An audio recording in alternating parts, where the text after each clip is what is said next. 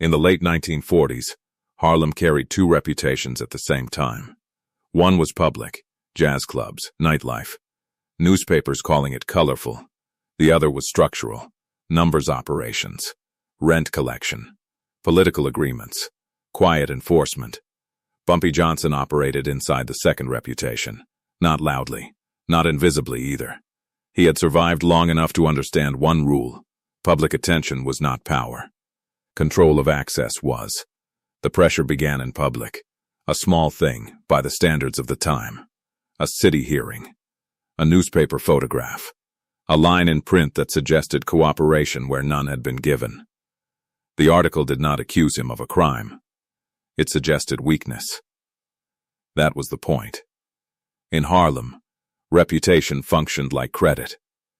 It did not matter what was true. It mattered what others could repeat without cost. The hearing itself was procedural. A committee reviewing gambling enforcement. Mid-level officials. No senior names. Attendance was thin. Johnson did not speak. He did not correct the record. He sat, listened, and left. Silence was not restraint. It was measurement. Back on 135th Street, nothing changed immediately. Collections continued. Meetings stayed short. Payments arrived on time. But systems react before people do. Numbers runners began to hear questions from players. Club owners asked whether protection arrangements were still stable. A city inspector appeared twice on the same block in 1 week. None of this was dramatic. That was how pressure worked.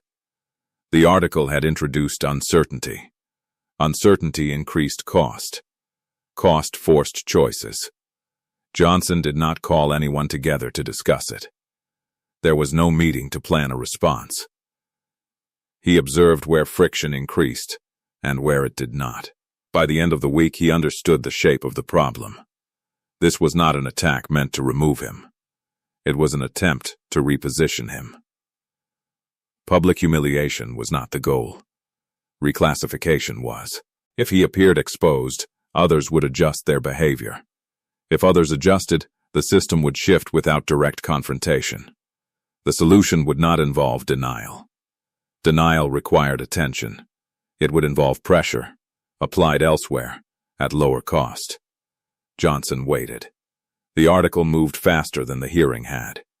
Copies reached precinct offices, club back rooms, and a few private desks at City Hall. It was not front-page news. That made it usable. People did not ask whether it was accurate. They asked who had placed it. Johnson assumed it came from someone who needed distance. Distance from him, or from someone above him. He began with the incentives. A mid-level official gained leverage by appearing active.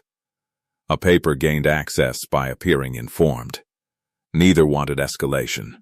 Both wanted insulation. The pressure was not legal. It was administrative. Permits slowed. Licenses waited longer than required. Inspectors asked questions they already knew the answers to. None of this broke agreements. It tested them. Johnson adjusted his schedule. He stopped visiting 2 clubs that week. He delayed a regular payment by 48 hours. Not enough to threaten anyone. Enough to be noticed. Control worked through rhythm. Changing rhythm created signals. At the same time, cooperation narrowed. A small contractor tied to a sanitation route lost access to a Harlem account. A political donation promised for the next quarter did not arrive. No messages were sent. No explanations offered. By the end of the second week, 2 things were clear. First, the pressure was coming from a narrow channel. It was not citywide. It was concentrated. Second, the people applying it were sensitive to cost. They reacted quickly when friction appeared elsewhere. Johnson did not respond directly to the article. He treated it as data. He noted which inspectors returned calls and which did not. Which club owners expressed concern. Which politicians suddenly became unavailable. This produced a map, not of enemies, but of dependencies. The article had shifted attention toward him. His response shifted attention away. Elsewhere.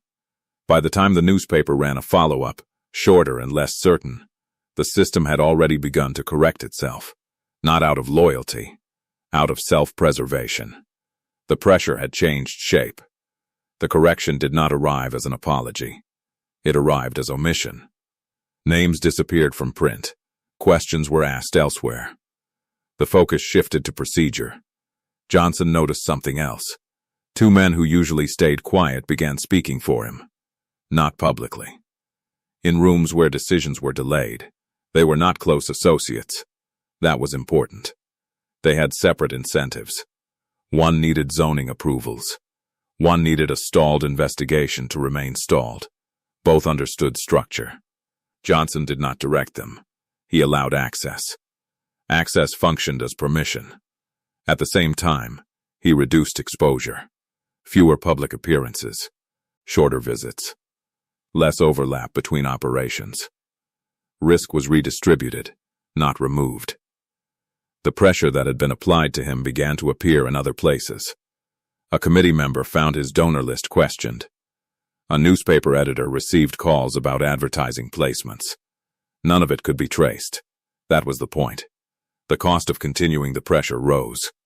Not sharply, steadily. Johnson measured the response time. Each reaction came faster than the last. That suggested concern, not confidence.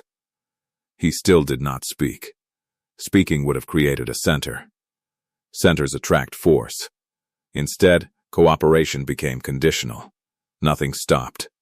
Everything slowed. By the fourth week, inspectors returned to their previous patterns. Permits moved again.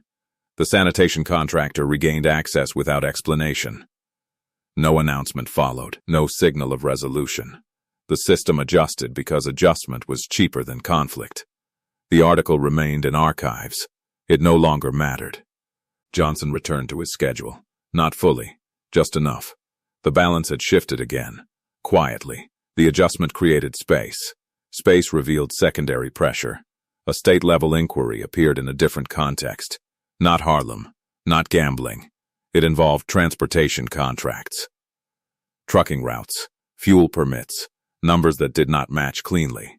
Johnson did not connect it to himself at first. He did not need to. Power systems overlapped. They shared vendors. They shared silence. The inquiry did not mention names. It listed discrepancies. That made it flexible. Johnson reviewed who depended on those routes, who financed them, who guaranteed continuity. One name repeated. A man with limited authority and wide access. The man had spoken at the hearing. Briefly. Too confidently. Johnson did not approach him. Approach implied importance. Instead, access tightened again. One trucking yard lost a night shift. A fuel supplier was paid late. A meeting request went unanswered. Each change increased operational cost. None could be challenged directly. The inquiry advanced one step. Then paused. That pause was information. Someone had intervened. Quietly. At risk. Johnson allowed the pause to extend. He did nothing to accelerate it. Time applied pressure more reliably than force. By the end of the month, the man requested a private conversation. Not through intermediaries. Directly. Johnson declined. Declining was not refusal. It was instruction. The inquiry closed without explanation. The transportation routes stabilized. The article was no longer referenced in conversation. The system had learned where resistance accumulated. It adjusted accordingly. Johnson resumed full access, not as before, with fewer connections visible. The balance now favored distance. Distance reduced noise. Noise reduction clarified leverage. The hearing committee released a short report. It cited resource limits. It recommended future review. This ended the formal record. Informally, behavior changed. Not everywhere. In specific offices. Phone calls returned faster. Inspections became predictable again. Requests were framed carefully. Johnson observed which changes lasted and which faded. Temporary compliance meant fear. Stable adjustment meant alignment. Money moved quietly during this period. Small amounts. Placed where delay had previously appeared. No new alliances were formed. Old ones were tested. A local political fundraiser failed to meet its target. No explanation followed. The shortfall was noted. Johnson did not compensate for it. He did not need to. The fundraiser's sponsor adjusted his calendar the next month. He visited Harlem once. Privately. Nothing was agreed to. Nothing needed to be. The message that had begun with a photograph had completed its cycle.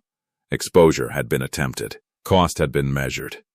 The result had been recalibration. Johnson did not benefit visibly. That mattered. Systems resist visible winners. They tolerate quiet stability. By the end of the season, the flow of information returned to its previous channels. Names were handled carefully. Language became neutral again. The public record remained unchanged. The private record had been updated. Pressure now moved around him instead of through him. That was the shift. The next change came from outside the city. Federal attention did not arrive as an investigation. It arrived as interest. Requests for background information. Routine inquiries. No urgency. These requests moved through offices that preferred not to coordinate. That created delay. Delay created exposure. Johnson noticed which files were slow to surface, which clerks asked procedural questions they did not usually ask, which names were spelled carefully. He did not interfere. Interference increased visibility. Visibility increased risk. Instead, he reduced reliance on two intermediaries. Not removed. Repositioned. One lost authority over collections. The other lost access to scheduling. This protected the structure, not the individuals. The federal interest did not progress. It circulated, then narrowed. That narrowing indicated filtering. Someone had decided the cost was not justified. At the same time, local cooperation hardened. People who had tested boundaries returned to routine behavior. Those who had not tested them were rewarded with stability. Johnson did not record these changes. He remembered patterns. By the end of the quarter, the system resembled its earlier form, but with fewer points of leverage exposed.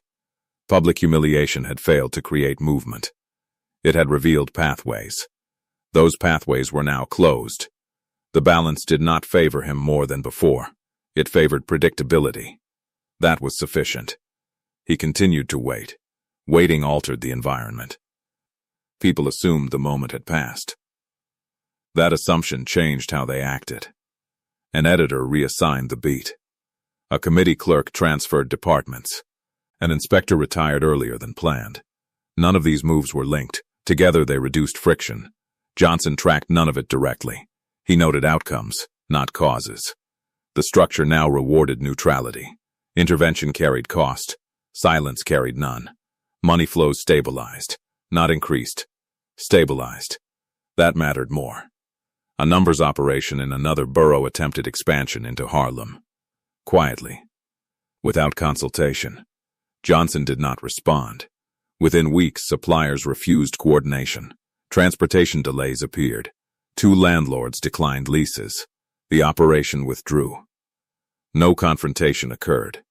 This was not enforcement. It was boundary recognition. The earlier attempt to reposition Johnson had changed how others calculated risk. Not in his favor. In favor of caution. Institutions prefer known quantities, even when they deny it. By late fall, the original article surfaced once more. In a different context.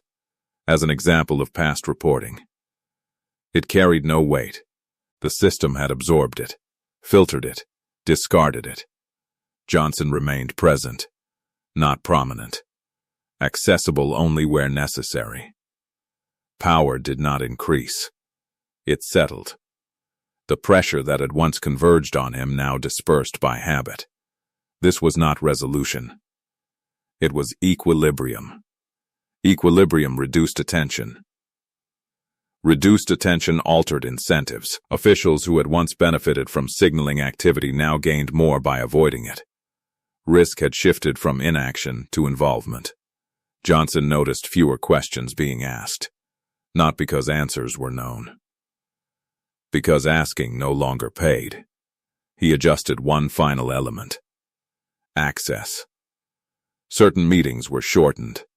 Some requests were routed through intermediaries instead of directly.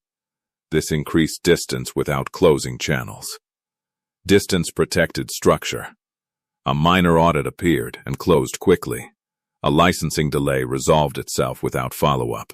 Each event confirmed the same calculation. The cost of pressure exceeded the benefit. Johnson did not treat this as success. He treated it as information. Systems that correct themselves can reverse. Only memory prevents repetition. He allowed the memory to remain vague. No public lesson. No private warning. The message that had followed the attempted humiliation was never spoken. It did not need to be. The system had learned through adjustment. Adjustment changed behavior. Behavior preserved balance. Johnson continued operating within that balance, not expanding, not retreating. Power moved quietly back into place. The quiet period lasted longer than expected. That mattered. Short calm often means delay. Long calm means acceptance. Johnson marked the time by routine, not dates. Collections, meetings, absences. Nothing new entered the structure. Nothing old was forced out. The officials involved in the early pressure no longer shared incentives. Their positions had shifted slightly, enough to reduce coordination. Systems depend on overlap. When overlap weakens, pressure dissolves. Johnson made no attempt to secure guarantees. Guarantees require acknowledgement. Acknowledgement creates records. Instead, he kept transactions narrow. Smaller groups. Clear terms. Limited exposure. This reduced growth. It also reduced vulnerability. The original attempt to reposition him was now a reference point, not a threat, a precedent. People remembered that pressure had been tried. They also remembered it had produced no gain. That memory shaped future decisions. By winter, Harlem's internal balance matched the city's expectations again. Not harmonious. Functional. The public narrative remained unchanged. No correction. No follow-up. That, too, was information. When institutions allow a narrative to fade without repair, it signals closure. The cost of reopening exceeds the benefit. Johnson accepted that signal. He adjusted nothing further. The system had finished moving. Nothing ended. That was the final result. The attempt to apply pressure had not failed loudly. It had failed structurally. No one was removed. No rule was changed. No public correction appeared. Instead, incentives shifted. Editors became cautious with phrasing. Officials measured distance before action.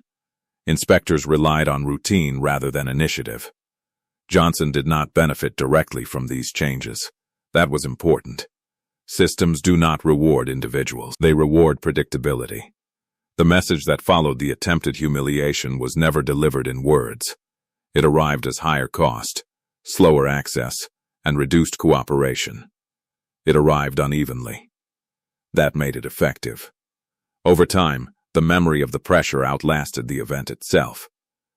People remembered delay. They remembered complication. They remembered uncertainty. They did not remember confrontation. Johnson continued operating within the same boundaries as before. No expansion. No contraction. Power did not accumulate. It redistributed. This was not resolution. It was instruction. Public moments pass. Structures remain. This is how pressure works. This is how systems respond.